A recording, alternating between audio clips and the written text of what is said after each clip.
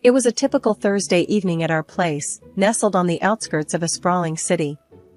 Tom and I had settled into our usual routine, him with a beer in hand, lounging on the couch after a long day at his auto repair shop, and me, Nora, eyes glued to my laptop, tracking the latest stock and cryptocurrency trends.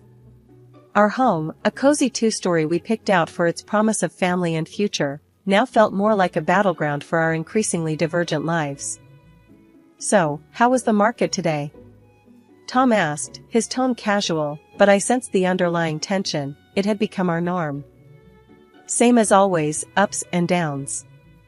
"Crypto's looking good, though," I replied, trying to keep the peace. Tom scoffed, setting his beer down with a little too much force. "Crypto, again? You know, not everything that glitters is gold, Nora." I sighed, closing my laptop, bracing for the conversation we'd had countless times. "And not every car that comes into your shop is worth fixing, but you do it anyway, because you see the value in it." "Why can't you see the value in what I'm doing?" "Because cars are real, Nora. You can touch them, fix them, sell them. What you're doing, throwing our money at the wind, hoping it'll fly back with more, it's just reckless." I felt the anger bubble up, the same old argument wearing thin. "Reckless? It's not reckless, Tom. It's calculated. There's a difference between gambling and investing. I wish you'd try to understand that." Tom stood up, pacing now. "Calculated? You call putting our hard-earned money into something as volatile as cryptocurrency calculated?" "Yes, I do, because I don't go in blind. I research, I study trends, I make informed decisions. It's no different from what you do with your shop." "My shop is a sure thing, Nora. People always need car repairs. But this is just a phase. What happens when it crashes, huh? What then? We could lose money in any investment, Tom. The shop could falter. Nothing's guaranteed. But we've seen good returns on my investments. Isn't that worth something?" Tom stopped pacing, running a hand through his hair in frustration. "It's not just about the money, Nora. It's about security, about not risking everything on a damn coin flip. Why can't we invest more in the shop, expand it? That's a real, tangible way to grow our money. And put all our eggs in one basket? What if something happens to the shop, Tom? Diversification is key. That's investing 101. He shook his head, the gap between our perspectives as vast as ever. "Diversification, sure. But into something stable, not this digital fairy dust." I stood up now, feeling the need to defend my choices, my independence. "You know, for someone who runs his own business, you're surprisingly close-minded. And you're surprisingly stubborn," he shot back. "All I'm saying is, we could be using that money to build something lasting, something we can see and touch, not just numbers on a screen." The conversation was going nowhere, as usual. "Let's just agree to disagree, okay? I won't criticize how you run your shop, and you don't criticize my investments." Tom sighed, the fight draining from him. "Fine. But just remember, Nora, when all this blows up in your face, don't say I didn't warn you." The tension between Tom and me wasn't the only strain in our lives. His family dynamics added another layer of complexity. Living close to his parents and sister meant frequent interactions, each one a reminder of our differing views on family and responsibility. It was a Sunday afternoon when Tom suggested we visit his parents. The idea alone made my stomach knot. It wasn't the parents I minded, it was Sarah, Tom's sister. Her lifestyle and choices were a constant source of bewilderment to me. "Come on, Nora, it's been ages since we've seen them. And Mum's been asking about you. And more. You know Dad is fighting cancer." Tom pressed, noticing my hesitation. "Yeah, I bet Sarah's missed me too," I muttered, my sarcasm not lost on Tom. "Look, I know you two don't see eye to eye, but can't you just—" "I don't know, try? For me?" Sighing, I agreed. "Fine, but I'm not staying if she starts on one of her shopping spree stories." We arrived to find Sarah already there, flaunting her latest designer bag. The air of superiority she carried like a perfume instantly grated on me. "Look at this, just got it yesterday. Isn't it just fabulous?" she gushed, barely acknowledging our presence. "It's something," I managed to say, biting my tongue. Tom's mother, oblivious to the tension, ushered us in. "Nora, dear, so glad you could make it. You two should visit more often." The afternoon dragged on, with Sarah dominating the conversation, recounting her latest vacation and shopping exploits. I tried to keep a neutral face, engaging in minimal conversation, but my patience was wearing thin. "So, Nora, still playing with your stocks and bits?" Sarah sneered, her tone dripping with disdain. "It's called investing, Sarah. You should try it sometime instead of blowing through money on things you don't need," I shot back, my annoyance breaking through. Tom shot me a warning look, but it was too late. Sarah scoffed. "Investing? Please, like gambling on the internet is anything to brag about. At least when I spend my money, I have something to show for it." "Something to show until it goes out of fashion next season," I retorted, unable to help myself. "That's enough, both of you," Tom's father interjected, his tone stern. "We're here to enjoy each other's company, not to argue about whatever this is." The rest of the visit passed in an uncomfortable silence. As we left, Tom couldn't hold back his frustration. "Nora, why do you have to provoke her? Can't you just let it go for one afternoon?" "Me? Provoke her? She's the one who started it with her snide remarks. I'm just not going to sit there and take it, Tom. It's just, sometimes I wish you'd try a little harder, for the sake of peace." "Try harder? Tom, I'm not the one splurging on luxuries and then flaunting them in everyone's face. Why doesn't anyone tell her to stop acting like a spoiled brat?" "Because she's family, Nora. We look out for each other, even if we don't always agree with what they're doing." "That's just it, Tom. Looking out for each other is one thing, but enabling bad behavior is another. There's a difference, and it's about time someone pointed it out to her." Tom sighed, the weariness evident in his voice. I know. But what can we do? She's set in her ways, and Mom and Dad aren't going to change how they treat her. It's not just about Sarah, Tom. It's about us, too. How are we supposed to plan for our future when there's always going to be this financial black hole in your family? We'll figure it out, Nora. We always do. The news hit us hard and fast. Tom's dad, Mr. Harrison, had lost his battle with cancer. It felt like one moment we were discussing treatment options, and the next, we were plunged into mourning. Amidst the shock and grief, Sarah, Tom's sister, took charge of the funeral arrangements. It wasn't long before she dropped a bombshell on us about the cost. Sitting in our living room, looking like a storm cloud had settled over his head, Tom relayed what Sarah had told him. "Nora, Sarah says the funeral's gonna cost $60,000. She's expecting us to chip in half." I nearly choked on my tea. $60,000? Tom, that's insane. Are we funding a funeral or a royal wedding here? Tom's face darkened, his eyes narrowing. Now's not the time, Nora. This isn't about the money. It's about giving my dad the send-off he deserves. But $60,000? There has to be a mistake. It's too much. Too much? Tom's voice rose, and I could see the vein in his forehead starting to pulse. My dad has just died, Nora. And here you are, haggling over pennies. What's wrong with you? I flinched at his harshness. I'm not haggling, Tom. I'm just shocked. We never even spent that kind of money on our own house. Tom stood up abruptly, his chair scraping against the floor. You know what? I don't need this. I don't need you telling me what's too much for my own father's funeral. If you can't see past your damn spreadsheets for once, maybe you should just stay out of it. The hurt from his words cut deep, but I swallowed my retort. This was grief talking, not my Tom. I'm sorry, Tom. I'll transfer the $30,000 to Sarah. It's just, This is a lot to process. Tom paced the room, hands buried in his hair, a gesture of frustration I'd come to recognize over the years. Yeah, well, it's not just about the money, Nora. It's about doing right by him. And if that means paying whatever it costs, then so be it. When I confirmed the transfer to Sarah, Tom barely acknowledged it, lost in his own world of grief and anger. The distance between us felt like miles, not the few feet of our living room. Walking into the funeral agency, I felt the weight of the world on my shoulders.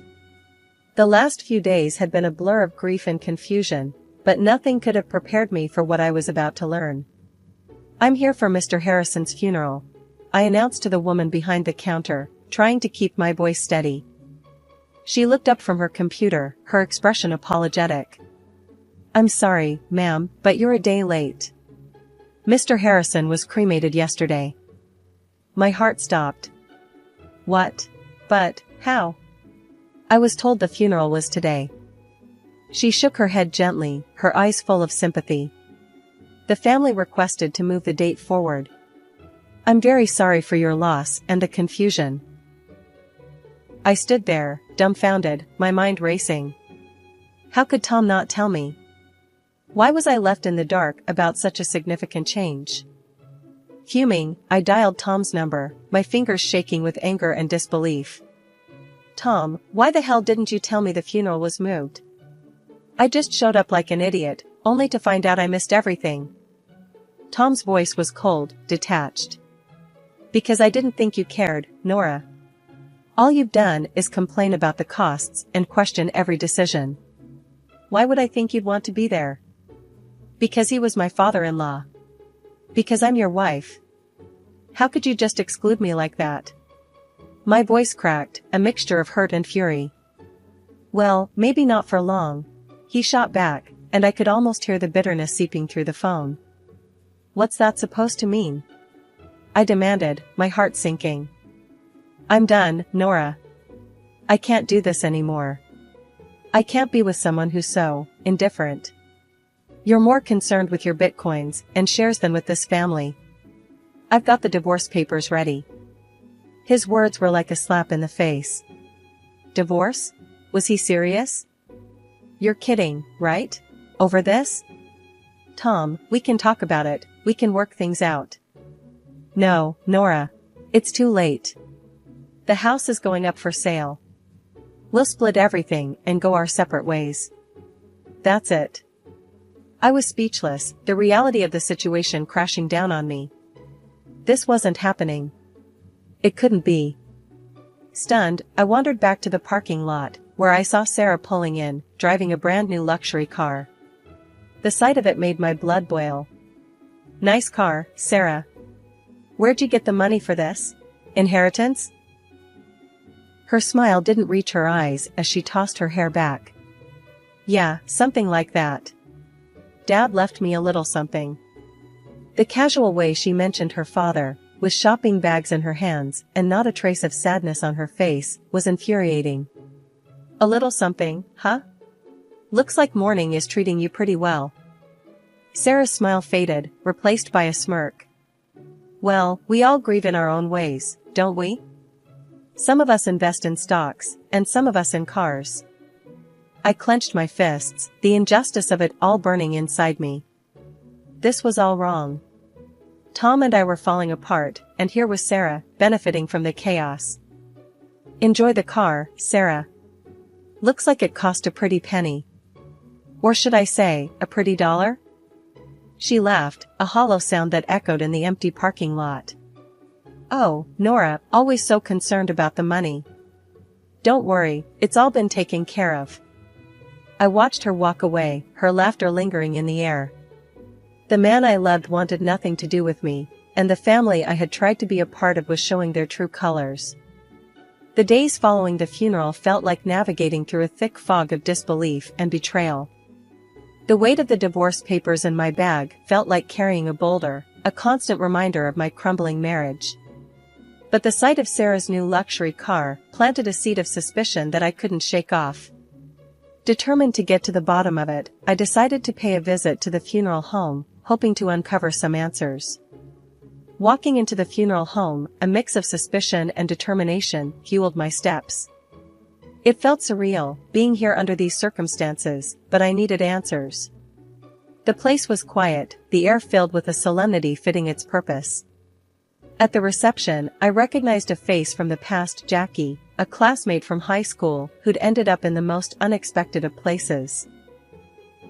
"Jackie!" I exclaimed, a bit too loudly for the setting. "I didn't know you worked here." She looked up, surprise flickering across her face, before recognition set in. "Nora?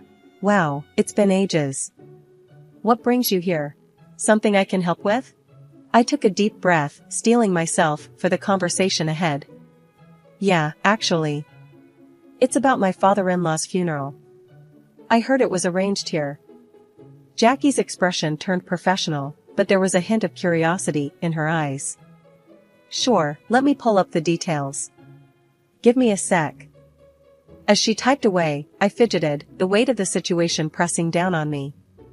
The moment she found the record, her brows furrowed. "Okay, here it is." The service was pretty standard. Cremation was requested, keeping things on the simpler side. The total came to $5,000. My heart sank. $5,000? But that's not what we were told. We paid $60,000, or at least, we were led to believe that's what it cost. Jackie paused, her face a mask of concern. "That's a huge difference. It was Sarah who handled the arrangements, right? Everything here was billed at $5,000, no more." The pieces were starting to fit together, a picture I didn't want to see. "Can you print me a copy of that bill? I need proof." "Sure thing," Jackie said, her tone sympathetic. She quickly printed out a duplicate of the check and handed it to me. Holding the paper, it felt like a piece of a puzzle that would unravel a bigger deception. "Thanks, Jackie. I've got to sort this out." Armed with the printout from the funeral home, my next stop was confronting the family, particularly Sarah. The air felt heavy as I drove to my mother-in-law's house, where I knew they'd all be gathered, probably discussing the estate and the aftermath of the funeral. My stomach churned with a mix of dread and determination. When I arrived, the house was eerily quiet. I hesitated at the door, gathering my courage before stepping inside. The sound of my footsteps seemed to echo through the hallway, announcing my arrival. In the living room, Tom, Sarah, and my mother-in-law were seated, looking like a picture of mourning that was about to be shattered. My mother-in-law, her eyes shadowed with grief, broke the silence first. "Dear, we missed you yesterday at the funeral. We thought you'd be there." Taking a deep breath, I replied, "I was told it was today." "I'm so sorry for your loss," my voice steady, despite the churn of emotions inside me. I then turned to Tom. "Can we talk? In private?" I hoped to spare his mother any more distress. Tom's response cut through the room. "No secrets here. You're not part of this family anymore, remember?" His words stung, but I pushed on, pulling out the check from the funeral home. "Then explain this to me. The funeral cost $5,000, not the $60,000, Sarah claimed. Where did the rest go?" Tom looked genuinely shocked, turning to Sarah with a bewildered, "What's this about?" Sarah squirmed under our gazes. I needed the money," she finally admitted, her voice small. The revelation seemed to hang in the air until Tom's mom, overhearing, added, "Your father saved for his own farewell. I even gave Sarah $10,000 more to cover everything." I did the math out loud, tension rising. $70,000 in total, and only $5,000 spent. "Sarah, where's the rest?" Flustered, Sarah confessed to splurging the money on a new car for herself, her gaze darting away, unable to meet mine. I expected Tom to explode, but instead, he almost tenderly told Sarah, "You shouldn't have done that. Be more careful next time." His response floored me. "Careful? She committed fraud, Tom. And you're okay with that?" Tom's justification left me reeling. "You wouldn't understand. You've got no family, you don't get what it means to stick together." That was the last straw. In front of them all, I signed the divorce papers with a flourish. Sarah, you owe me $30,000. Pay up, or I'm going to the police. Tom's protests followed me out the door, but I didn't look back. I'd seen enough, heard enough. The betrayal was complete, and so was my resolve. As I walked away, the finality of my actions settled in. There was no going back, only forward from here, away from the lies and the deceit that had marred what I once thought of as family. Packing up my life into boxes felt surreal, like I was an observer in my own story. The for sale sign outside the house was a stark reminder of the finality of it all. By afternoon, I was settling into a small apartment that felt more like a fresh start than a downgrade. That evening, as I was sorting through the remnants of my past life, my phone rang. Tom's name flashed on the screen, a name I no longer felt attached to. I answered, curiosity edging out resentment. Nora, you need to back off, Sarah. Tom's voice came through, tinged with an uncharacteristic harshness. Back off? I laughed, cold and sharp. Not a chance, Tom. She took from me, and I want it back. Your sister's a thief. Tom was silent for a moment. She's family. You wouldn't understand. Family? I scoffed. That ship has sailed, Tom. As far as I'm concerned, you and your sister are just people I used to know. He tried to argue, but I cut him off. Save it. Sarah has 2 weeks to return my money, or I'm pressing charges. And you? Stay out of it. You're nothing to me now. Hanging up, I felt a mix of sadness and liberation. The man I once loved was now just another obstacle in my path to reclaiming my life. 2 weeks later, a knock at my door heralded the return of my $30,000. Sarah stood there, her posture defiant, a sneer playing on her lips. Here's your money, she spat, thrusting an envelope into my hands. Happy now, you money-grubbing witch? I took the envelope, my gaze steady. It's not about the money, Sarah. It's about principle. About not letting you walk all over people. She laughed, hollow and bitter. Whatever helps you sleep at night. As she turned to leave, I called out. Just remember, Sarah. Karma's a real pain. What goes around, comes around. Closing the door, I leaned against it, the envelope heavy in my hand. The money was a small victory, but the real win was standing up for myself, refusing to be a victim of their greed and lies. Life had found a new rhythm, calmer and more predictable, when out of the blue, my phone rang, displaying a number I hadn't seen in a while. It was Tom, a voice from a past I had neatly folded away. Hey, I need a favor. A big one. Tom's voice sounded more worn than I remembered. I paused, the suddenness of the call throwing me. A favor? Tom, we're past favors, don't you think? It's Sarah. She's in deep this time. Debt's up to her eyeballs, and the wolves are at the door. We've sold everything, the house, the shop, it's still not enough. His words took a moment to sink in. And you're calling me why? I'm not part of this circus anymore, Tom. He sighed, a sound of desperation. Come on, don't be like that. You got out, made it big with your trading. Can't you spare something, for old time's sake? I couldn't believe what I was hearing. After everything, he still saw me as a lifeline for their mess. Spare something? For her? After she nearly ruined us with her lies? You've got some nerve, Tom. It's not just for her. It's for all of us. You wouldn't be where you are without me. Don't forget that, he countered, his voice edged with bitterness. A laugh, sharp and short, escaped me. Where I am is despite you, not because of you. You think I owe you? That's rich. There was silence on the line, heavy and uncomfortable. So, that's it then? You're going to turn your back on us?